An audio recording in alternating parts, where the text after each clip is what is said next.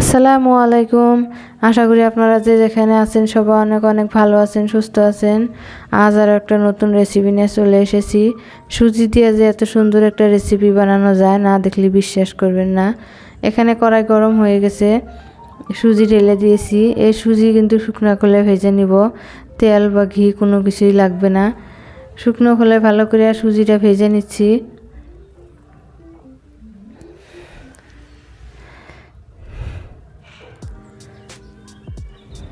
সুজি ভাজা হয়ে গেছে।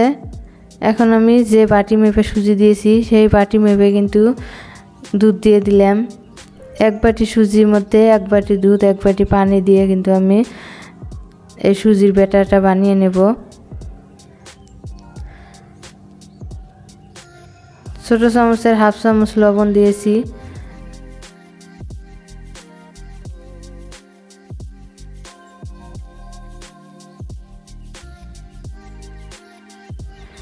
দেখেন সুজিটা লাড়াচাড়া করতে করতে ঘন হয়ে আসছে, একদম ঠিকঠাক আটা বা ময়দার ডো বানাতে যতটুকু শক্ত হয় ঠিক এই সুজির ডোটা কিন্তু শক্ত শক্ত করে আমি বানিয়ে নিচ্ছি।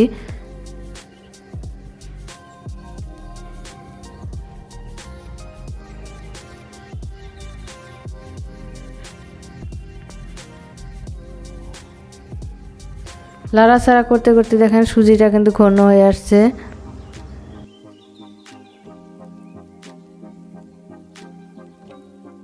সামান্য সুজি দিয়ে এত সুন্দর একটা পিঠা বানানো যায় আগে জানা ছিল না।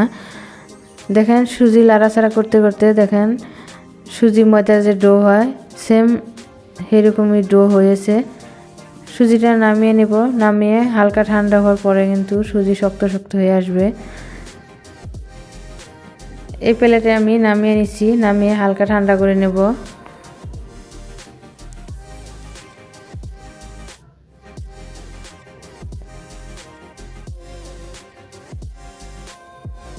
থেকে আমি ড্রাই কোকোনাট নিয়েছি আর নিয়েছি 2 প্যাকেট আমল।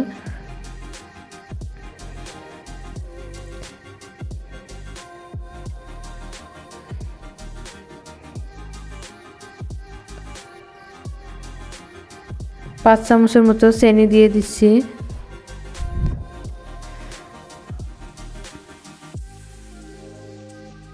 এখন সব উপকরণ আমি ভালো করে মিশিয়ে নিচ্ছি। মিশিয়ে নিয়ে হালকা গরম পানি দিয়ে খুব ভালো করে মিশিয়ে নিচ্ছি।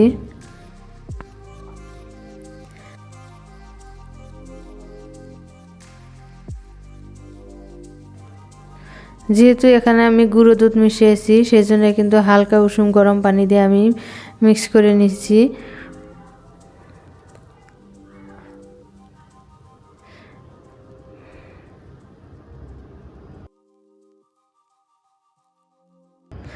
দেখেন হাত দিয়ে আরো ভালো করে ডলে ডলে আমি মেখে নিচ্ছি।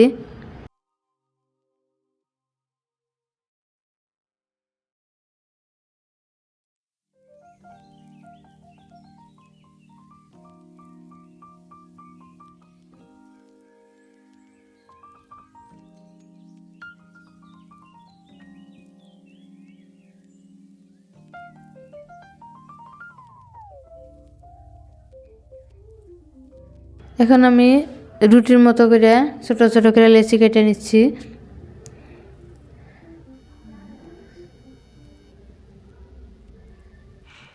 আগে থেকে যে মিশ্রণটা বানিয়ে রাখছি দেখেন পিঠার ভিতরে দিয়ে দিলাম, দিয়ে মুখটা বন্ধ করে দিয়েছি, দিয়ে 2 হাতের সাহায্যে কিন্তু আমি গোল করে নিচ্ছি। এখন হুকনা ময়দা নিয়েছি, ময়দা হাতে লাগিয়ে নিয়ে আমি এই পিঠার একটা সাজ দিব, হাত দিয়ে সাজ দিব, সেই জন্য কিন্তু আমি ময়দা লাগিয়ে নিলাম।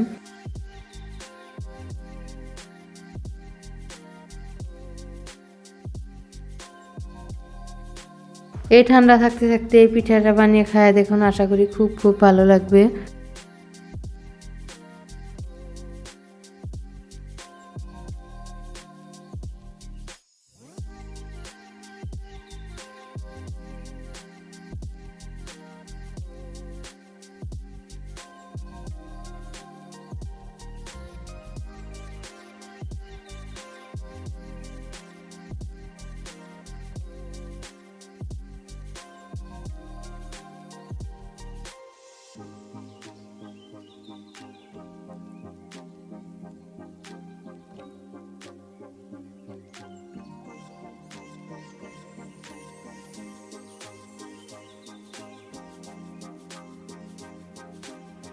এখানে আমি হাত দিয়ে কি সুন্দর একটা ডিজাইন করে নিচ্ছি।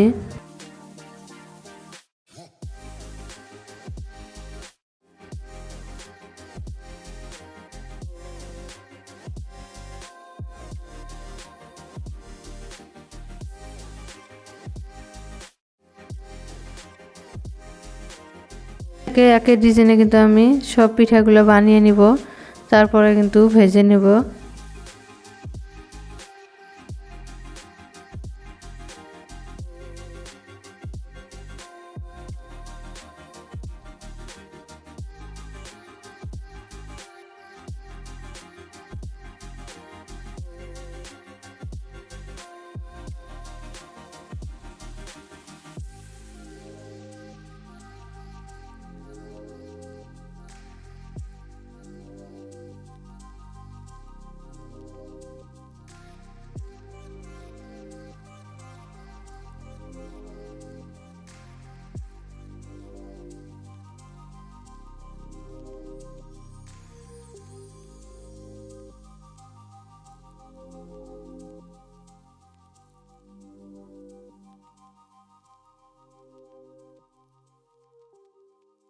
আমার সব পিঠা বানানো হয়ে গেছে। এদিকে কড়াই আমি এক বাটি পানি দিয়েছি। পানির মধ্যে আমি ছোট বাটিতে 2 বাটি চিনি দিয়েছি। 4-5টা ছোট এলাচ দিয়ে দিলাম। দিয়ে এখানে আমি একটা শিরা বানিয়ে নিব।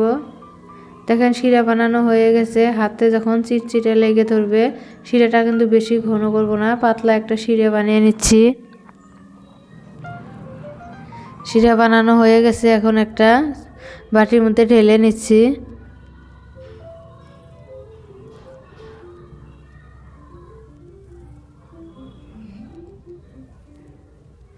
এদিকে একটা কড়াই বসিয়ে দিয়েছি। কড়াইয়ের মধ্যে কিন্তু আমি তেল ঢেলে দিয়েছি।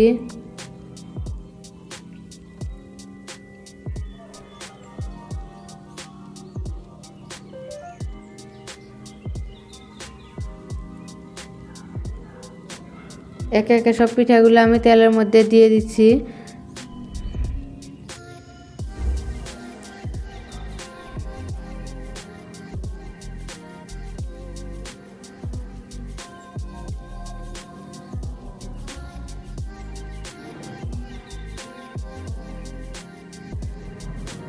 পিঠাগুলো আমি 2 সাইডে লাল লাল করে ভেজে নিচ্ছি। এখন ডাইরেক্ট আমি সরাসরি শিরার মধ্যে দিয়ে দিচ্ছি। শিরাটা কিন্তু অল্প অল্প গরম আছে। দেখেন পিঠা ভাজা হয়ে গেছে। এখন এক এক করে আমি সব পিঠা আমি ডাইরেক্ট শিরার মধ্যে দিয়ে দিচ্ছি। শিরা কিন্তু অল্প অল্প গরম আছে। ডাইরেক্ট তেলের থেকে তুলে উঠে কিন্তু ডাইরেক্ট শিরার মধ্যে আমি দিয়েছি। আরও 2টা আছে, এই 2টা আমি লাল লাল করে ভেজে নেব। আমার ভিডিওটা যদি আপনাদের একটু ভালো লাগে থাকে, প্লিজ লাইক কমেন্ট শেয়ার করে দেবেন। নতুন বন্ধু হলে আমার চ্যানেলকে সাবস্ক্রাইব করে দিবেন। প্লিজ সাবস্ক্রাইব করে দিবেন, বেল আইকনটি বাজিয়ে দিবেন। প্লিজ ভিডিও শেষে একটা লাইক দিয়ে দিবেন।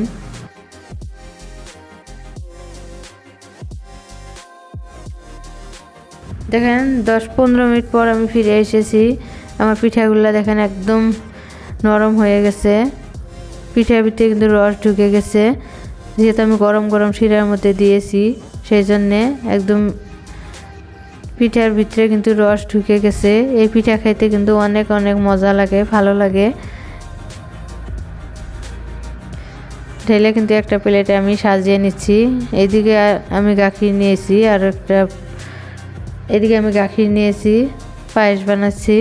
আমার পিঠা বানানো হয়ে গেছে, এখন আমি পায়েস রান্না করে নিচ্ছি। সবাই অনেক অনেক ভালো থাকেন, সুস্থ থাকেন। আসসালামু আলাইকুম।